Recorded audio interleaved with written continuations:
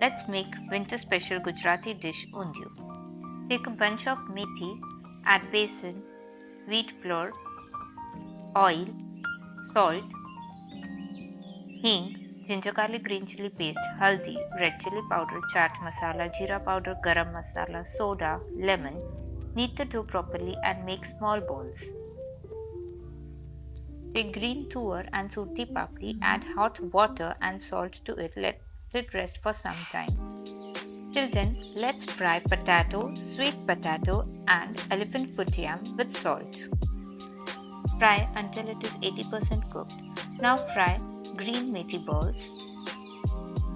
Now let's make green gravy. Take till, peanuts, crush it. Add fresh coconut, ginger garlic green chili paste, coriander and spring onion paste, salt, jeera powder, coriander powder, haldi, lemon, sugar, and mix it properly. Fill it in brinjal and coat it with the fried potato, elephant foot yam, and sweet potato. In oil, take ajwain, hing, surti papdi, and green tuor, brinjal, masala, water, fried potato, sweet potato, and put yam. Mix it properly and let it rest for 15-20 minutes. Then add methi balls and let it rest for 10 minutes. Tasty undiyu